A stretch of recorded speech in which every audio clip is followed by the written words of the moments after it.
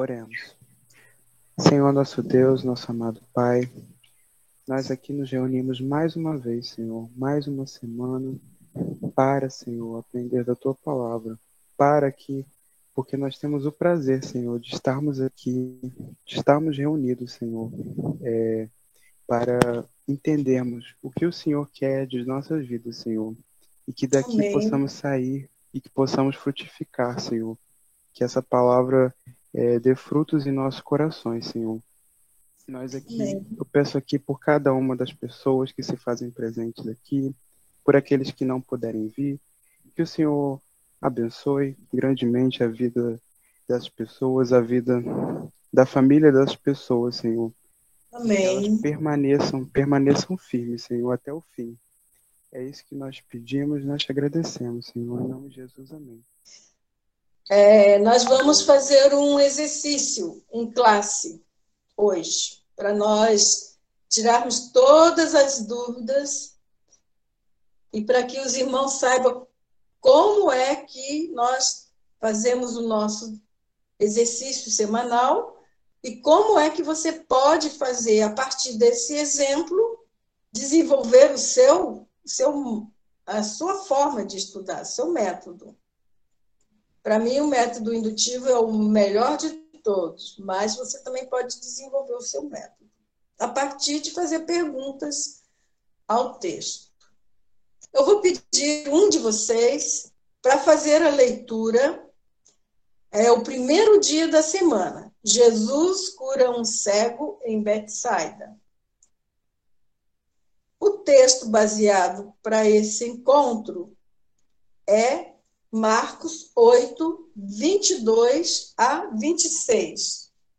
Eu peço para que alguém leia.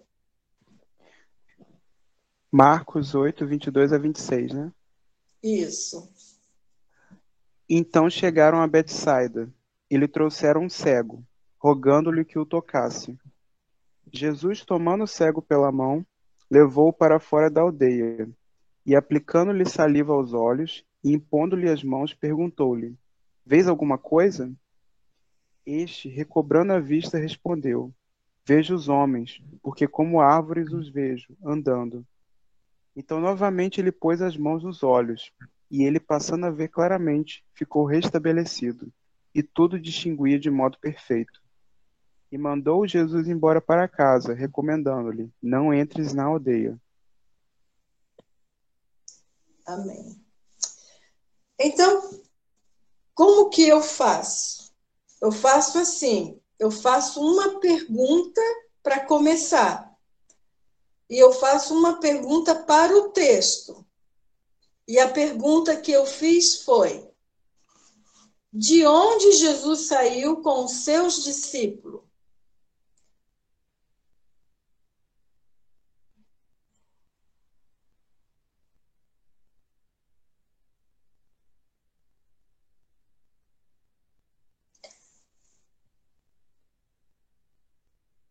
Para você ter essa resposta, você precisa voltar um pouquinho para achar a resposta de onde ele saiu, para você saber. Então chegaram a Betsaida. Se eles chegaram a Betsaida, eles saíram de algum lugar. De onde que ele saiu? Você precisa lembrar qual foi o episódio que ele fez, o que ele fez antes disso.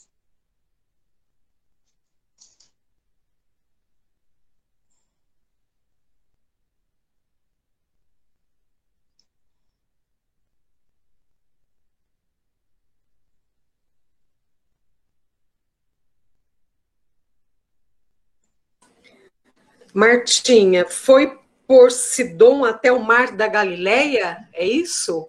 Ele estava na Galileia? Então, mas antes eles passou por lá.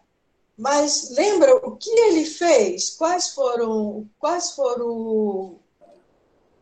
Lembra ali, ó, a segunda multiplicação dos pães. Onde que ele estava?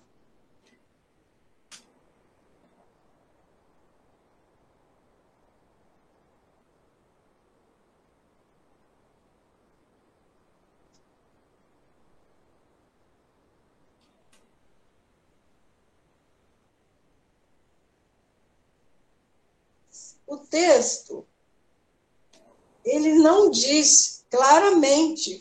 A gente precisa acompanhar. Se Jesus mandou sentar no chão, se Jesus mandou sentar na relva, dividir, a gente imagina que estava onde? Num campo. Num campo. No monte. No monte. Então, eles saíram dali e chegaram em Betsaida. Então, a pergunta é, de onde eles saíram?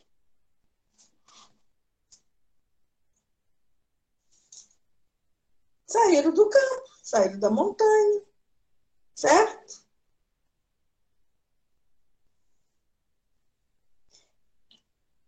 E para onde eles foram?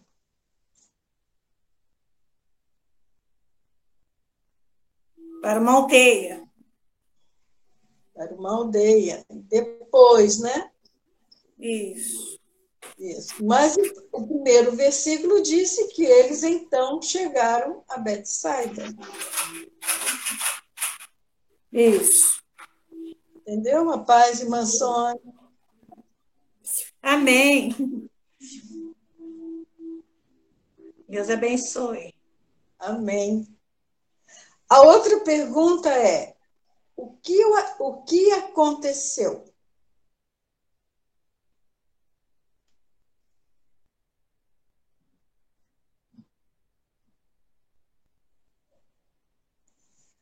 Isso. As pessoas trouxeram um cego para Jesus e qual é a pergunta que a gente pode fazer daí?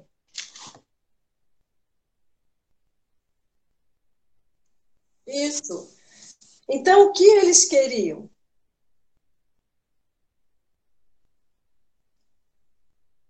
Aqui está que Jesus tocasse nele.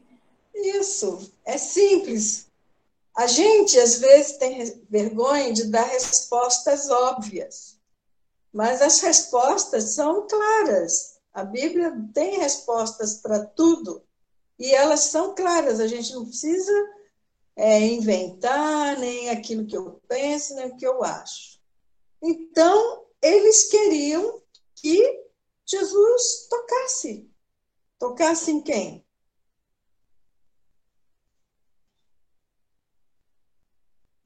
Isso, tocasse no cego. E o que Jesus fez? Tomou o cego pela mão, levou para fora da aldeia. Isso. E mais o quê? Aqui está, cuspiu nos olhos do homem e, impondo-lhe as mãos, perguntou: você vê alguma coisa? Isso. Então, é simples assim. Então, a gente vai fazendo perguntas para o texto, começa com uma para você ter uma sequência de perguntas. E você vai lendo o texto, e do texto vai surgindo as perguntas. No princípio, não é muito fácil, mas é possível todo mundo fazer. O que você está rindo, Valéria? Som ambiente aí de trás.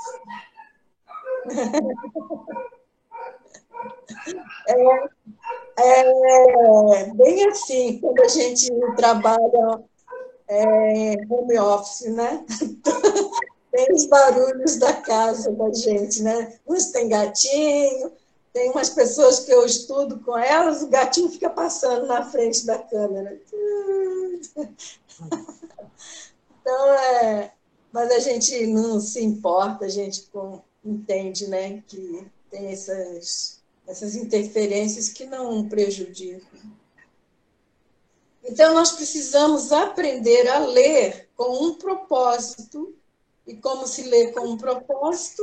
Fazendo perguntas para o texto. E o texto responderá para nós. Sempre o texto vai responder. E qual foi a resposta do homem?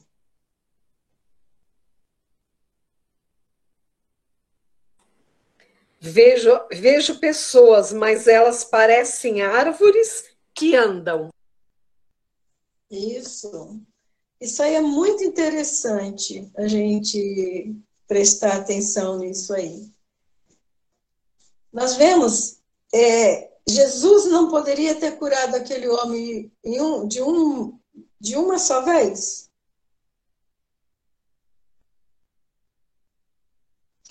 O que mais Jesus fez?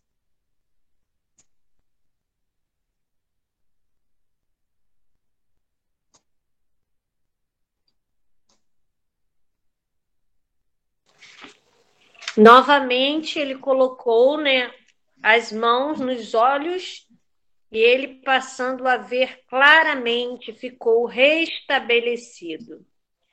Amém. Então, Jesus não poderia ter curado esse homem de uma vez? E por que ele não curou? É uma pergunta. O texto não responde, mas nós temos conteúdo para responder essa pergunta, olhando para o que nós temos estudado em Marcos. Porque, a primeira resposta do homem, ele disse: eu vejo homens andando como árvore. E aí Jesus foi lá e pôs a mão de novo nos olhos do homem. E qual foi o resultado? Distinguia de modo perfeito. Isso, distinguia de modo perfeito. Quem já conseguiu captar por que Jesus fez esse milagre em 2 etapas?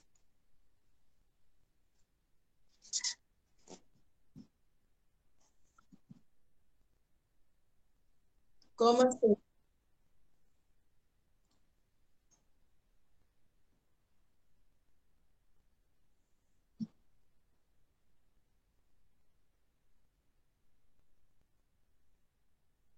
Vocês concordam com a Cris?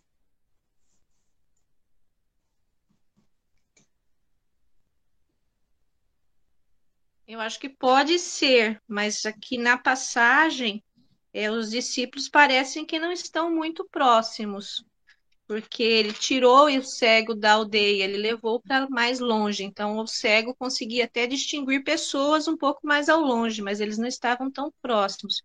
Eu acho que é uma possibilidade, mas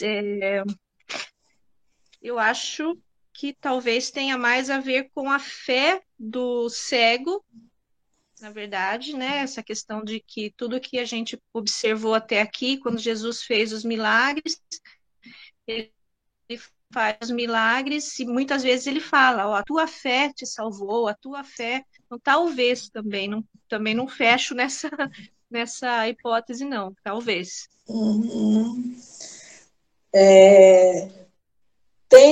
Teve milagres que Jesus realizou que não dependeu em nenhum momento da fé da pessoa, como da criança, a criança que ressuscitou, a Tabita. Ela estava morta e Jesus ressuscitou. Então, nem sempre a fé vai ser o elemento principal. O poder de Jesus é o elemento principal. E por quê? Porque é o poder de Deus, é o poder divino atuando.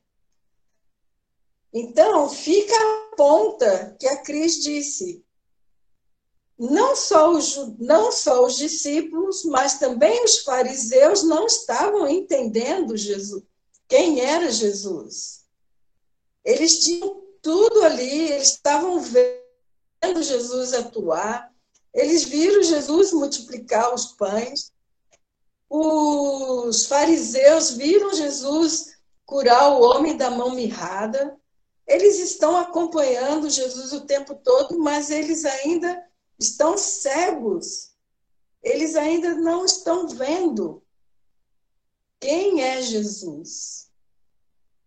E aí Jesus está mostrando, ele quis dar essa lição para os discípulos, que eles não estão vendo totalmente, eles ainda não estavam vendo totalmente, nem os fariseus estavam vendo, nem os mestres da lei, nem os sacerdotes estavam vendo claramente quem era Jesus. Eles viam embaralhado, embaçado. Como o homem disse, eu vejo homens andando como árvores. Não está bem claro. Mas no segundo momento, e esse segundo momento é após a ressurreição. Foi só após a ressurreição que todos, ou quase todos, conseguiram ver claramente quem era Jesus. Nós vemos o exemplo daquele soldado do centurião. Lembra quando Jesus morreu? O que ele...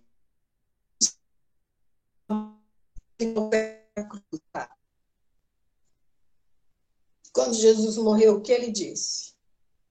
Ele falou que este verdadeiramente era o Filho de Deus. Então, ele viu claramente naquele momento. E depois da ressurreição?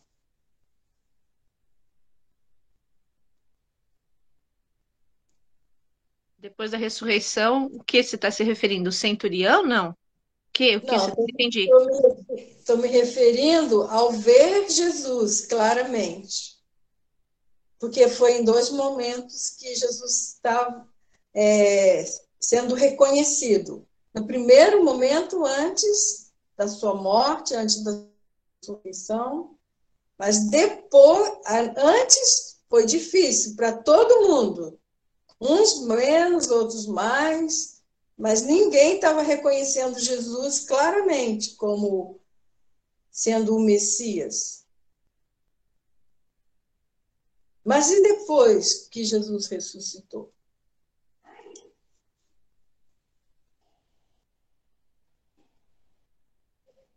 Depois, todas as pessoas realmente reconheceram, né? Principalmente os discípulos, né?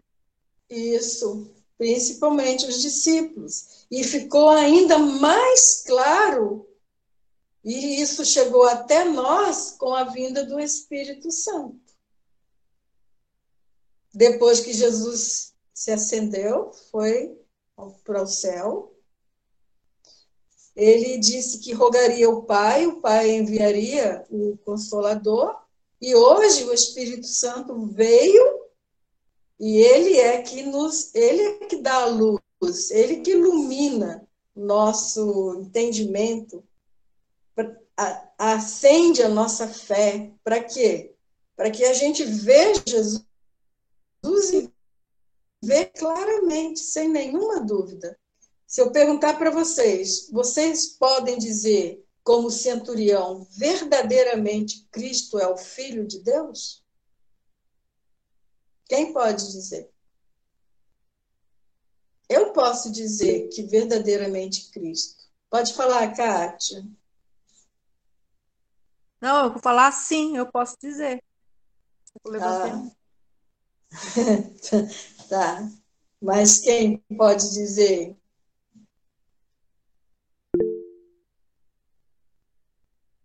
Podem falar. Eu quero que vocês falem. Todos nós, eu creio, né? Todos nós. Se nós não crermos que Cristo é o Filho de Deus, daí complicou tudo. Aí a gente tem que pedir para Deus abrir os nossos olhos, abrir nosso entendimento, para que a gente possa ver Jesus. Nós estamos vendo que Jesus precisa ser visto, Jesus precisa ser tocado com os olhos da fé, com a mão que crê, que dali vai sair virtude. Então, Jesus fez esse... Vai falar, Valéria? Gostaria. Assim, nessa passagem, no finalzinho, Jesus diz assim: e mandou Jesus embora para casa, recomendando-lhe: não entres na aldeia. Então, Jesus também o tempo inteiro primava para essa coisa de não aparecer muito, de não ficar muito exposto. Ele não gostava que não gostava, ele não queria fazer alarde, até porque ele já era bastante famoso, entre aspas, né? Ele já tinha, ele precisava firmar quem ele era para os mestres da lei, mas em geral também ele sempre colocava tipo, não vá lá, não se exponha, não se mostre, vá para casa, enfim. E aqui é uma dessas citações que ele pede para o cego não voltar à aldeia. Aí, então, eu penso, questiono no sentido de que se era para estar edificando para os mestres da lei e para os discípulos, por que que ele pede, então, para que esse cego não entre na aldeia? Para que ele mostre. Então, esse é o meu questionamento. Uhum. Então, nós vimos Jesus em várias situações pedindo para que não fosse revelado quem ele era, a situação dele, que ele era o Messias. Ele falou para o endemoniado, quando os demônios lá do Gadareno, ele falou: fica quieto, não fala quem eu sou. Por quê? Jesus, ele tinha uma missão. A missão de Jesus era apresentar o reino de Deus. E ele também dizia que quem tem ouvidos para ouvir, ouça. Então a gente vê que eles tinham estudos, eles olhavam a lei, eles examinavam, eles pesquisavam, mas ainda estavam cegos.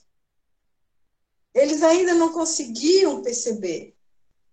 E quando Jesus disse para esse homem e para outros, não falem quem eu sou, não revele, ele falou para os discípulos também, quando Pedro disse, tu és o Cristo, o Filho do Deus vivo, ele falou, não falem nada disso, porque ainda não era a hora de Jesus ser reconhecido como o Messias. Não era o momento exato. Deus tem o tempo da sua plenitude, e ainda não tinha chegado a plenitude do tempo de Jesus ser apresentado para todos como o Messias. E ainda não é. Até para a nação de Israel ainda não é o tempo, embora eles tenham que crer, como nós precisamos crer. Todos precisam crer. Hoje, para sermos salvos, precisamos crer que Jesus Cristo é o Messias, é o Salvador do mundo. Mas quando se trata de Israel, tem uma outra conotação a vinda de Jesus. Porque Jesus ele foi prometido para a nação de Israel como descendente de Davi. Aí nós vemos que sim, Jesus é descendente de Davi. Os evangelhos dizem que Jesus é descendente de Davi. Mas há uma promessa que Deus fez para Davi.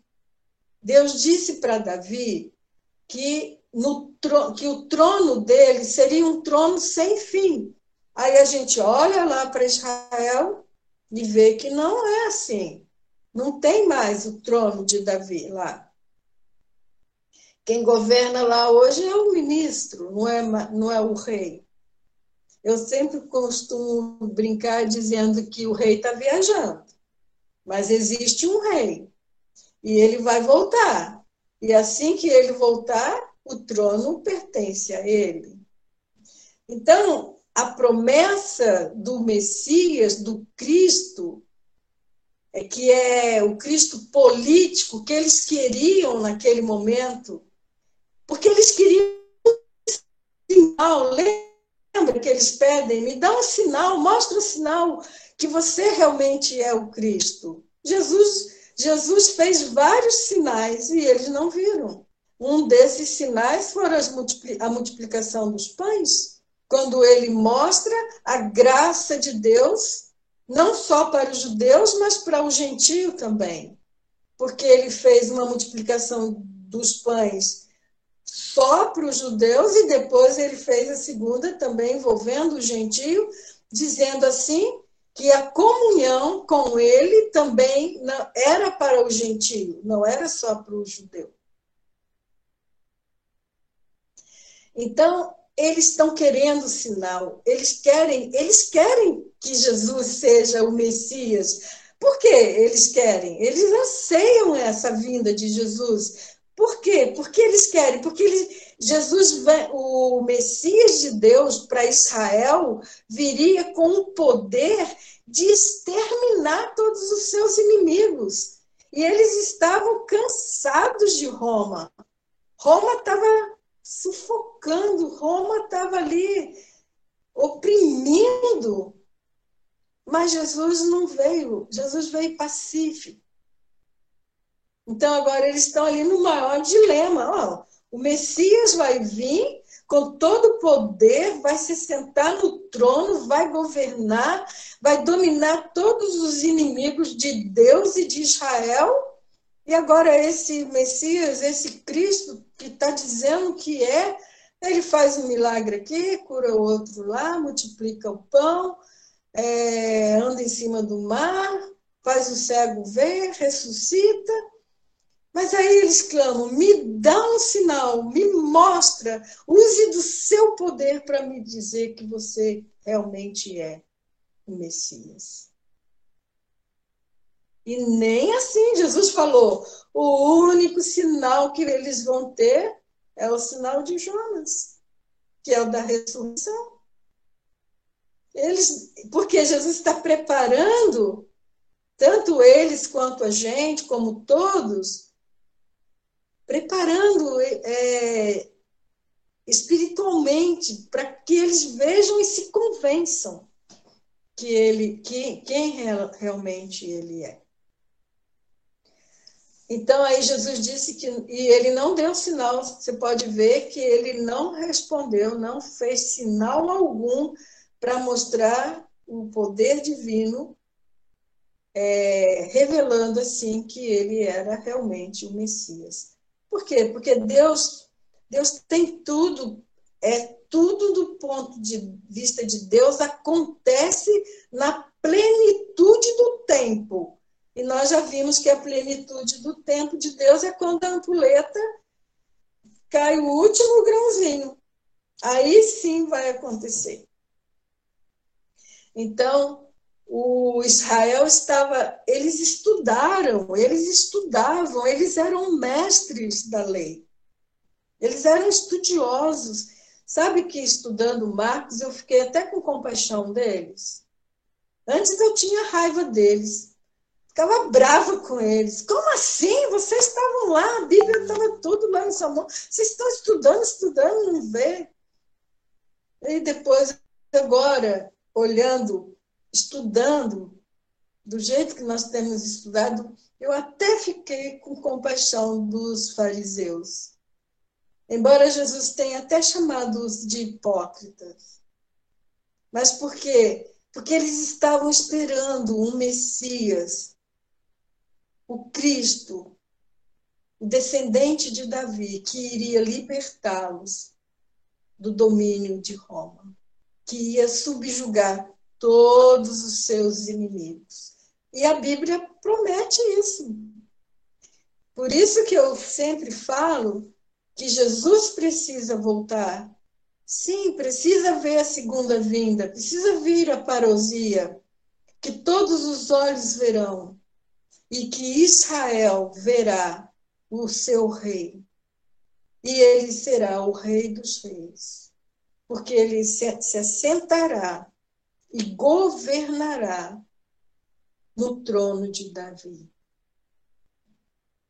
Então, dá para entendê-los, mas também dá para entender que não ainda... Por que não entrar? Por que não falar? Porque ainda não era o tempo para que ele fosse revelado. E quem viu Jesus como ele recebeu o milagre que precisava. É muito lindo quando a gente olha, quando a gente está vendo agora esses milagres mais de perto. É muito lindo que Jesus ele atendeu a todos aqueles que se aproximaram dele, pedindo: me cura, me sara, cura meu filho, cura minha filha, toca no meu amigo, toca nele, salva, tire a cegueira dele. Aquele que desceu do telhado, saiu andando, chegou numa maca, saiu andando. Jesus contemplou toda a fé. Jesus contemplou todos aqueles que procuraram por ele para receber um milagre. Então, dá para a gente entender. E cada dia vai ficando mais claro. E a gente vai ficando mais apaixonada, mais amando mais Jesus, pela pessoa maravilhosa que ele é. E nós temos tocado nele. E ele tem tocado em nós, pelos olhos da nossa fé. Ele nos perdoou os nossos pecados. Quer a doença mais grave do que o pecado? O pecado é comparado como uma lepra, como um câncer. E Jesus tem nos curado disso. Então, Jesus não pediu e não se mostrou tão clara. Ele estava ali, mas tinha algumas coisas ainda que estavam escondidas, né? Porque a gente sabe que tem coisas ali que não estavam totalmente revelado ainda, mas depois da ressurreição, todo o mistério de Deus, conforme o apóstolo Paulo disse, foi revelado na pessoa de Jesus Cristo. Tanto é que Paulo diz que se ele tem alguma coisa para se gloriar, ele se gloriava em Cristo Jesus, na pessoa de Jesus Cristo, que é o poder de Deus para a salvação de todo aquele que nele crê. Então tá. E qual foi a resposta? O que Jesus disse quando o homem deu a resposta de que ele estava vendo naturalmente todas as coisas? Qual foi? O que mais Jesus disse para ele?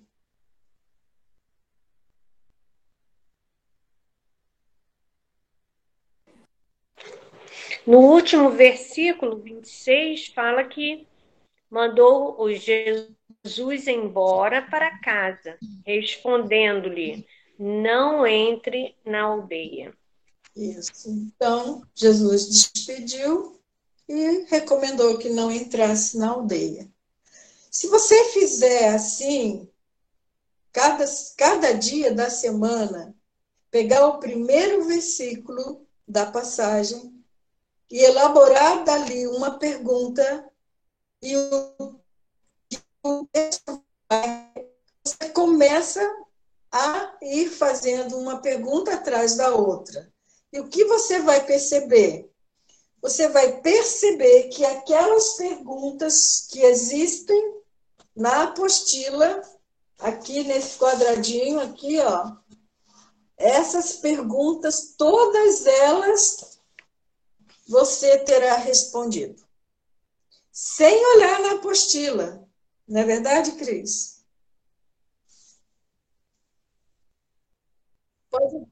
Pode pode dar o seu testemunho de como tem sido estudar dessa forma que você tem estudado?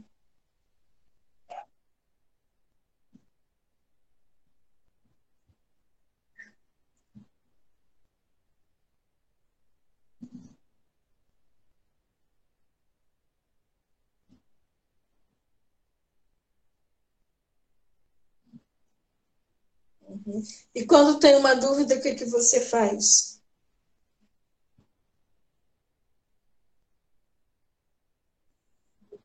Isso. Quando tem dúvida, a gente procura a referência bíblica. Permanecendo a dúvida, o que que a gente faz?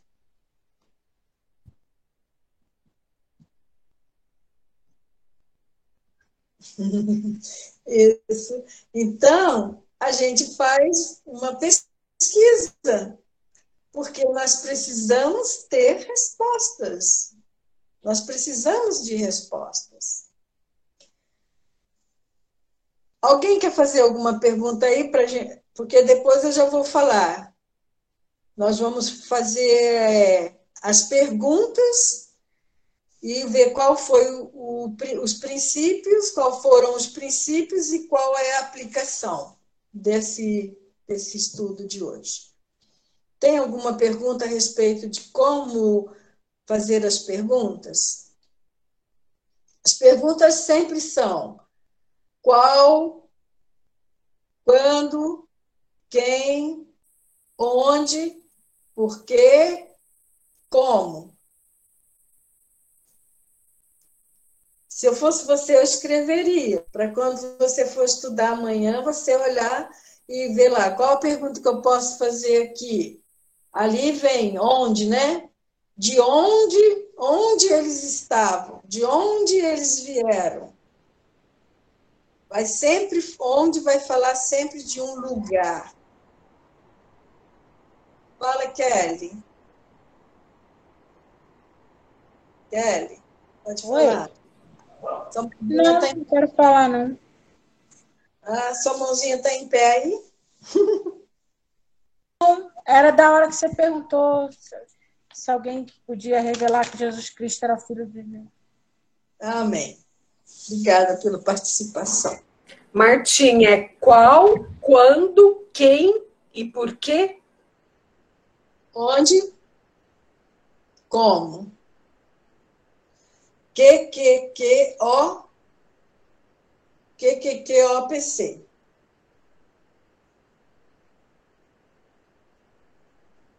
Quem, quando,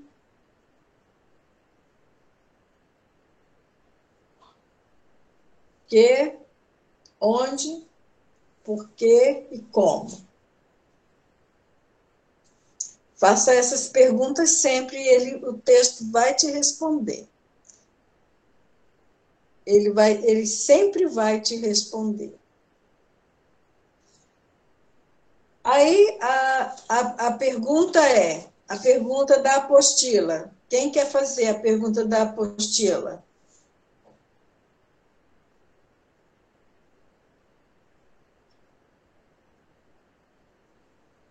Como este milagre é diferente dos outros, é isso? Isso. Como que esse milagre é diferente dos outros?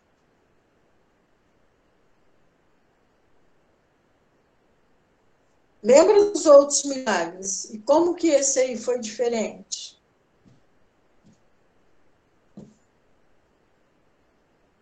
Jesus fez em duas partes. Isso aí. É óbvio, mas é essa a resposta. Jesus fez em duas partes. E tem mais alguma coisa que Jesus fez que ele não fez com os outros. Ele cuspiu? Ele cuspiu. Não. Isso, ele cuspiu. Mais alguma coisa que ele fez? Que não era comum ele fazer.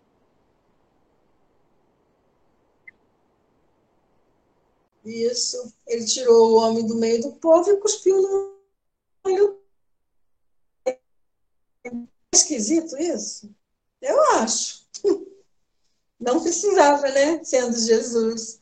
Mas ele tinha uma lição para dar, né? Ele tinha uma lição para passar para os seus discípulos, que eles ainda não estavam vendo claramente, mas ele viria, depois eles viriam. E qual é a outra pergunta?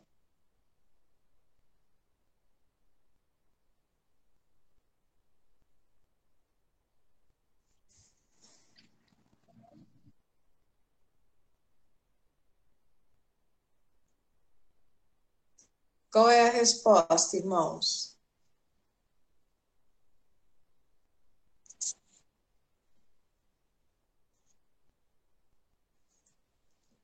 Nada tem a ver com o poder de Jesus.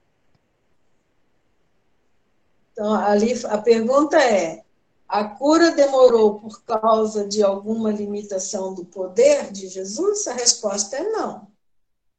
Então, explique.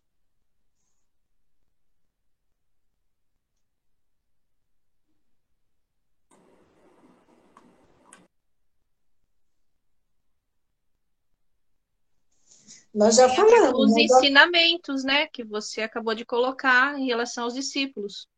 Isso. Então, a primeira parte da cura mostra a situação dos discípulos em relação a Jesus. Eles viam, mas não viam direito, acreditavam, mas não acreditavam 100%. E isso foi antes da ressurreição. Porque eles viam de um modo parcial. Eles não viam ainda completo. Mas, após a ressurreição, eles passaram a vê-lo completamente quem ele era. Eles passaram a ver nitidamente quem Jesus era.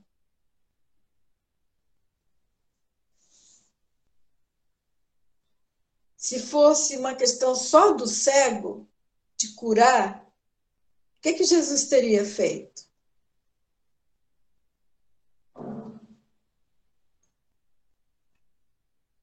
Não, é isso que eu ia falar. Muito bem, curava na hora. Se fosse só essa questão da cegueira, Jesus teria curado na hora, mas ele tinha uma lição para dar para os discípulos, para que eles pudessem mais tarde entender, porque eles iriam dar continuidade à pregação do Evangelho. E eles precisavam lembrar, puxa, um dia eu não vi Jesus, eu entendo você. Às vezes a gente não tem paciência com as pessoas que a gente está discipulando, a gente acha que elas são lerdas, e, no entanto, a gente também tem as nossas limitações e dificuldades. E os discípulos, eles também iam lembrar disso, que um dia eles tiveram dificuldade de ver claramente quem era Jesus. Então, eles vão ter mais paciência, mais tolerância com os seus discípulos. E qual é o princípio que nós vimos aí? Qual foi o princípio que Jesus aplicou?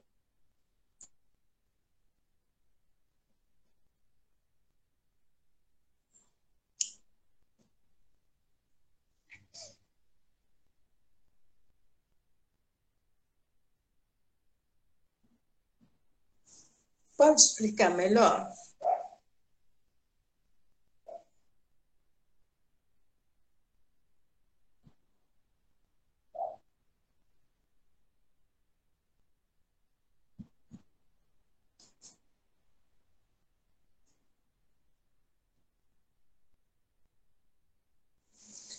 Isso mostra que ele foi longânimo, né? E a benignidade? Aonde nós vemos a benignidade agindo?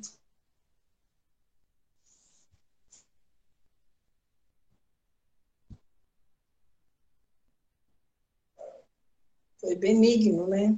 Foi bom para aquele homem. Foi bom também para os amigos que chegaram pedindo para Jesus tocar. E a gente vê que isso, benignidade e longanimidade, é fruto do Espírito. Então, Jesus era cheio do Espírito. E você, tem sido longânimo? Tem sido benigno? É um fruto que nós precisamos desenvolver na nossa vida. E a aplicação? Qual seria a aplicação? A aplicação é a resposta que nós vamos dar aos princípios. Então, qual seria a sua resposta diante deste princípio do fruto do Espírito de benigno e longânimo? Qual seria a sua resposta para Deus? O que você diria para Deus? Quero ouvir cada um de vocês falarem a sua aplicação na sua vida. Senão, a gente só perde tempo. E nós precisamos ganhar tempo. Como é que ganha tempo? Vivendo aquilo que estamos aprendendo, praticando aquilo que nós estamos aprendendo.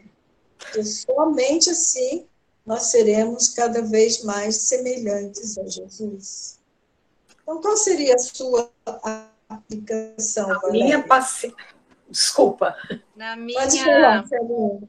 aplicação diária é fazer uma reflexão, né, diariamente a respeito da minha postura em relação ao fruto do Espírito. Estou sendo benigna, estou tendo compaixão, estou procurando a sabedoria que vem do alto, enfim, eu vejo que a aplicação para mim, é nesse sentido, de estar sempre fazendo uma análise, né? Quando estou com uma pessoa, eu procuro olhar e dizer, será que nesse momento agora, a pessoa de repente está até me desafiando, ela está até me encurralando, como que eu reagiria? Como eu estou reagindo? Estou demonstrando compaixão, estou demonstrando amor, estou demonstrando benignidade, enfim, é essa aplicação para mim que eu faço diariamente. Pode falar, Celinha. Não, você falando, tem uma senhora que, ai, só Deus, eu peço para ela, da onde eu trabalho, né? Como a gente dá muita coisa, doa as coisas, né, para eles, né, para os pais, eu já pedi para ela, por favor, não passa o WhatsApp, nem telefone a partir das 20 horas, né? Nem sábado e domingo, porque é meu dia de descanso, mas não adianta. Sabe? Não adianta. Agora há pouco mesmo, ela já está passando, já tem um monte, eu estou vendo aqui, ó, tá aqui do lado, eu estou vendo que tem um monte de coisa dela, né? E ela está pedindo as coisas. E Deus falou no meu coração, né? Você não é paciente, você... Compaixão, eu tenho que ter compaixão dela, porque ela também está passando por necessidade, né? Mas, ao mesmo tempo, eu quero que ela entenda que eu também tenho, né, os meus direitos e meus deveres como dona de casa, como esposa. Não posso ficar só atendendo ela. É difícil, né? Mas a gente vai tentar conseguir. Uhum. Então, ela precisa realmente se disciplinar e respeitar os limites que você já está estabelecendo, porque você não é escravo do seu trabalho, você serve no seu trabalho, e nós aprendemos que servir é amar, mas também você precisa amar seu marido, amar sua casa, amar você, né? Então, ela que está desrespeitando o limite que você já estabeleceu.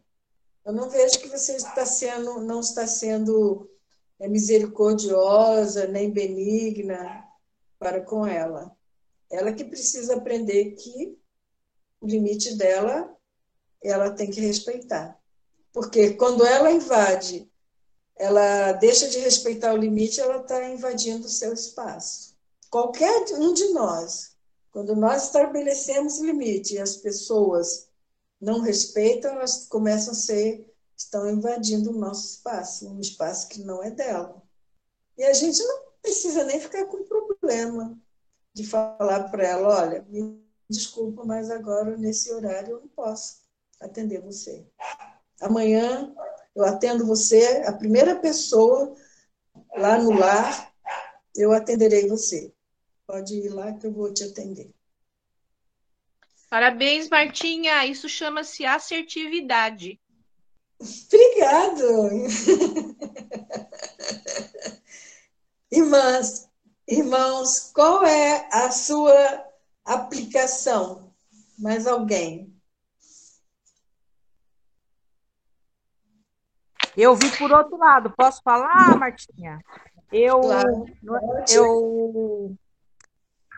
Eu aprendi que a gente tem que ter persistência. Jesus orou 2 vezes. Às vezes a gente ora e não acontece nada.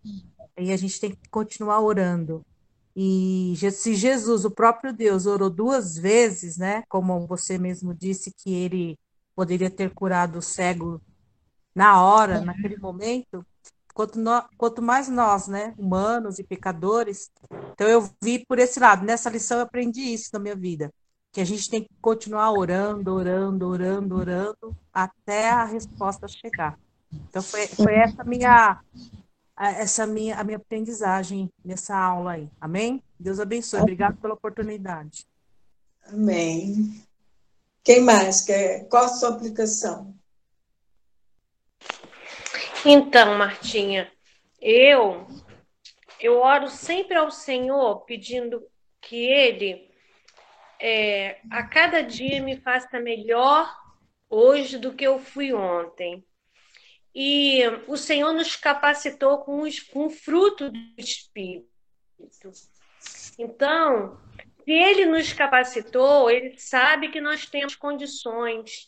Eu sei que os problemas hoje, eles só mudam de endereço. Todos nós temos. Mas na palavra de Deus diz assim, uma palavra que é do Senhor: sede santo porque eu sou santo. E essa palavra é muito difícil. E eu vivo avaliando essa palavra na minha vida. Se eu tenho mostrado esse fruto. Porque quando você se coloca para ser melhor, estar no centro da vontade de Deus, você testemunhar, você falar, você agir, são muitas setas, muitas setas. E você precisa reconhecer que uma árvore, quando ela tem frutos, ela recebe pedrada. Então, você dentro disso aí, você não pode esquecer que você foi chamada para ser santo e mostrar diante do mundo de tantas pessoas carentes, necessitadas, passando por momentos difíceis, como servo do Senhor, você batalhar para você ser diferente e ter bondade, ter benignidade, tolerância, todas as outras mais coisas. Amém. Mais uma aplicação?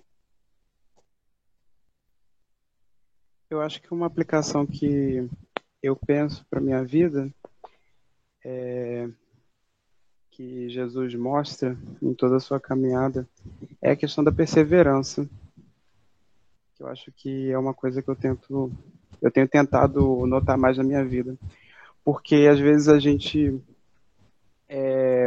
faz uma coisa hoje e espera o resultado hoje. Assim como a irmã falou, né, sobre a questão de orar, de Jesus orou mais de uma vez, né? Às vezes a gente faz um negócio hoje e quer o resultado hoje. Só que é uma semeadura, né? O que a gente está plantando hoje, a gente vai colher lá no futuro. E aí eu sempre peço para Deus me mostrar, né? Sobre tudo que Ele já tem feito na minha vida até o momento, todas as coisas que são resultado das orações, das minhas orações, das orações dos meus familiares, dos irmãos da igreja, dos irmãos aqui, e como que isso influencia na minha vida, para mostrar como que nós não estamos sozinhos e o momento presente não é a eternidade, né? É verdade, é verdade. Mais alguém? Mais uma aplicação?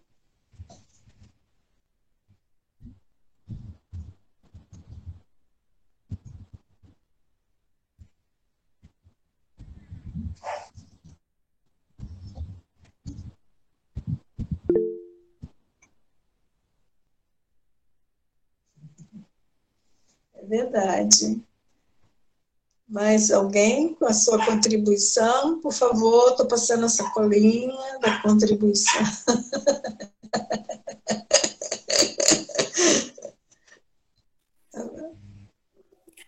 Então, irmã, o que eu acho assim, eu estou pedindo ao Senhor,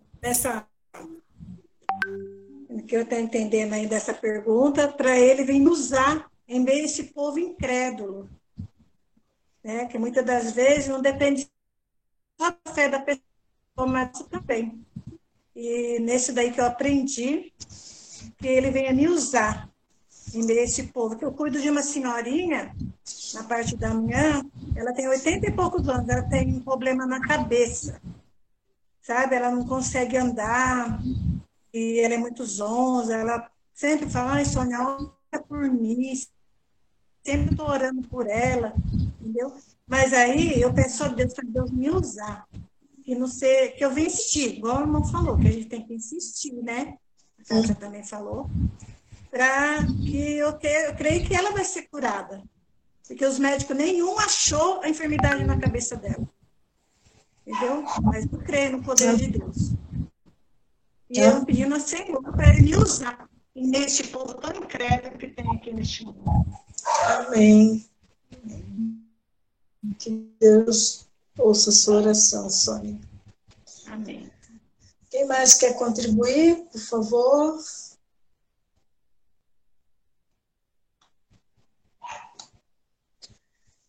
Então, a minha aplicação também é essa, que eu devo ser como Jesus. Assim como ele foi benigno e longânimo, eu também devo aprender a ser assim como ele em todas as circunstâncias da vida. Não apenas no momento favorável, mesmo também naqueles que não são favoráveis. Ficou alguma dúvida? Como você pode fazer a sua lição diária? Se ficou alguma dúvida, pode perguntar, que está no momento das respostas.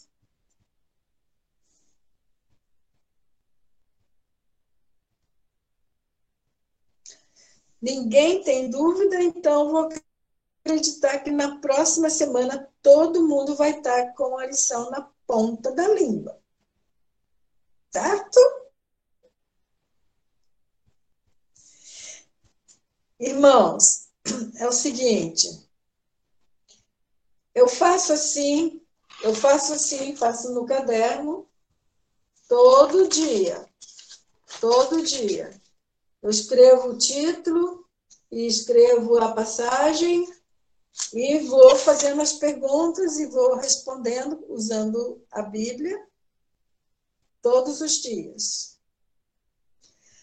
Mas, quando chega na segunda-feira ou na terça-feira, eu me ajoelho aqui e falo para Deus qual é a lição que Ele quer passar para o grupo. E quando eu levanto, já vem uma ideia na minha mente.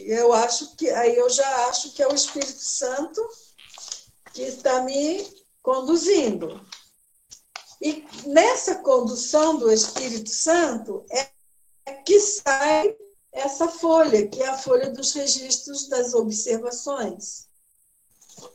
Que desta semana seria as advertências de Jesus. Então, nós vimos os milagres, nós vimos Jesus falando para os discípulos que eles têm que pegar a cruz, têm que negar a si mesmo. Nós vimos, tem várias lições dentro da semana. Mas tem uma que ela é muito rica. E aí uma que eu acho que Deus quer que a gente compartilhe com os irmãos, que nós compartilhemos. Hoje nós não vamos fazer porque nós usamos o nosso tempo para explicar como é que você pode fazer a sua lição diária. Uma das formas, mas você pode ter a sua. Eu uso essa e acho muito fácil.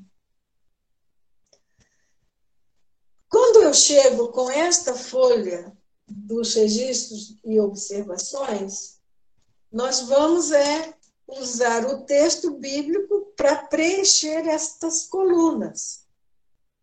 Então, quando a Cris posta no grupo a folha, para você, a folha que ela posta não é para você fazer o exercício, não é para você fazer esse trabalho. Esse trabalho nós vamos fazer aqui na live. Nós vamos juntos preencher as colunas, essas colunas. Então, não fique desesperado. Postou agora e eu não consigo. Não.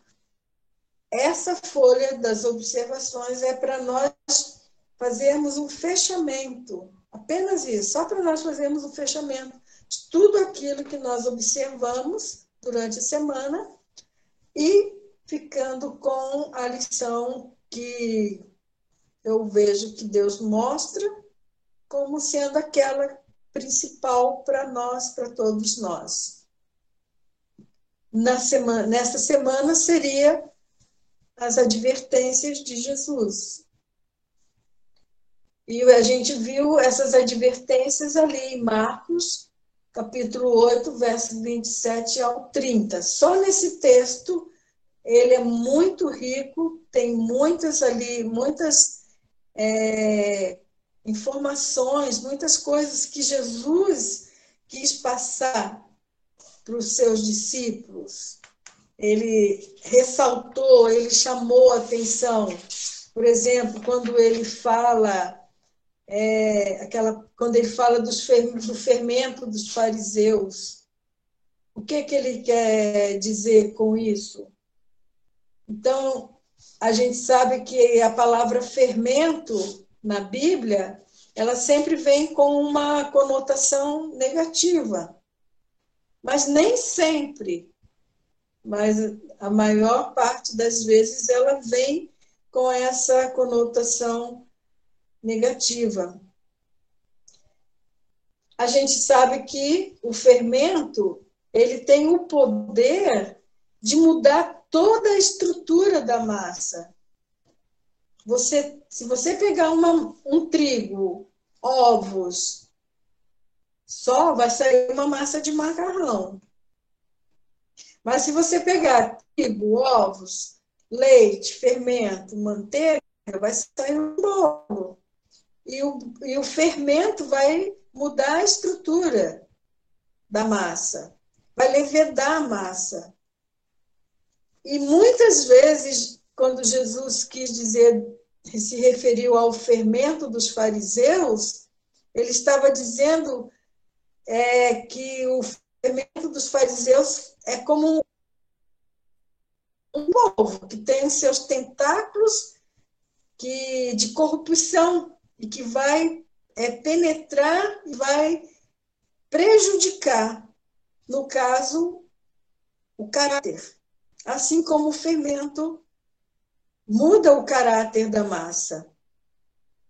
Ele está dizendo que o fermento dos fariseus também podem ter a influência de mudar o nosso caráter. Por isso ele estava ali sempre perto dos discípulos, tentando ou passando os princípios do reino de Deus,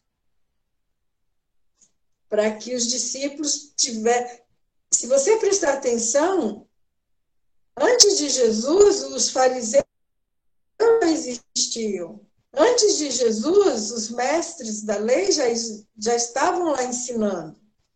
E Jesus pegou esses homens grandes, eles já tinham muitas informações recebidas ali do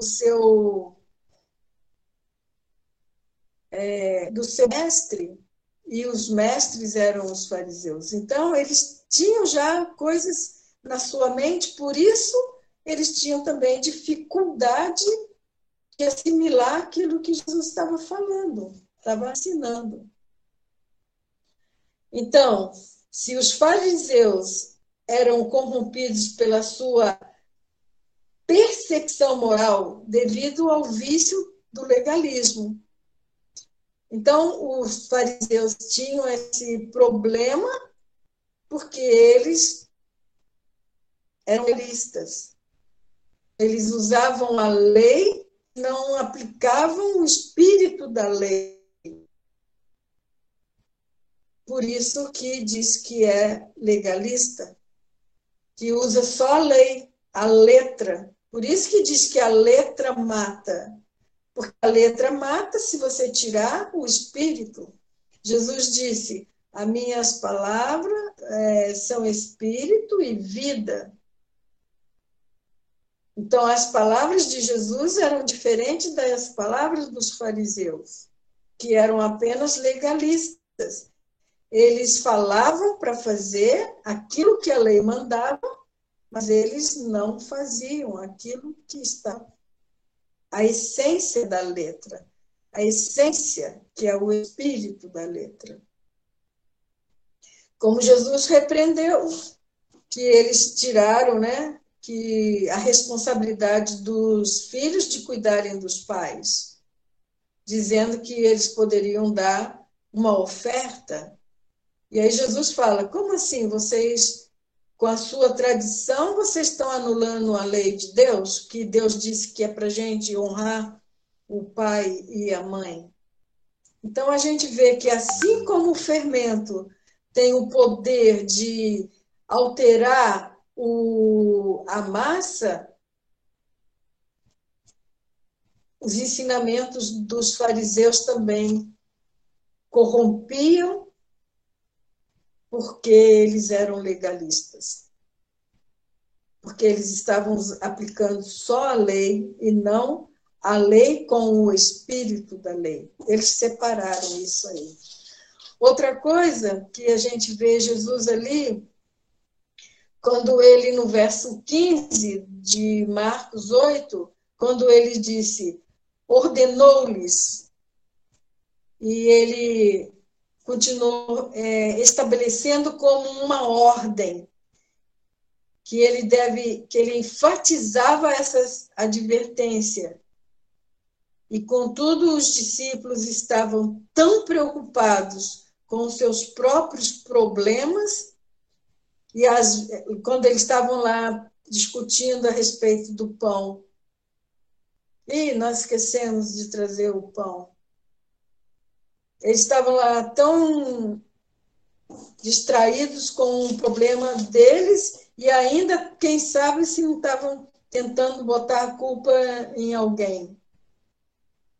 Às vezes a gente também fica tão distraído com os nossos problemas que a gente esquece de dar atenção aos ensinamentos de Jesus. E às vezes, pior ainda, a gente fica sempre buscando alguém para a gente culpar, para a gente pôr a culpa das nossas falhas, dos nossos erros. Então, nós vemos ali Jesus tentando ajudar os seus discípulos, dizendo que eles deveriam ter cuidado com os ensinos dos fariseus e que também deveriam dar mais atenção às palavras dele, aos ensinamentos dele, do que apenas com a falta do pão. E aí Jesus fala, vocês não entendem? E o que Jesus quer dizer com isso? Está o vosso coração como o dos fariseus endurecidos? Por isso vocês não estão conseguindo entender o que eu estou mostrando? Vocês não viram que eu já alimentei? De uma vez eu alimentei 5.000 pessoas? E ainda sobrou alimento, e Jesus fez esses milagres para mostrar o poder de Deus, para mostrar a graça de Deus, para mostrar a bênção divina. E ele partia o pão para todos, não era apenas para alguns. Ele partia o pão, ele estava dizendo que todos os seres humanos, de todas as nações da terra, têm a mesma oportunidade que o povo judeu de ter comunhão com ele, quando ele partiu o pão, e 2 vezes. E hoje nós podemos entender o sentido real, nós podemos entender muito bem o sentido real dos sinais que os fariseus pediram, que os gregos pediram. Dá-nos um sinal. Hoje nós temos condições suficientes para nós, porque nós podemos ver claramente esses sinais, pois eles já foram dados. Então, quais são os sinais que nós podemos ver? Eles não compreendiam, mas hoje nós podemos compreender claramente quem é Jesus. Porque Jesus, ele era o Messias esperado pela nação de Israel, mas ele também é o Salvador do mundo. E nós podemos ver Jesus hoje, quando ele deixou os sinais para nós podermos crer que ele realmente é o Messias. Quando ele ressuscitou, e como igreja, nós participamos da ceia do Senhor.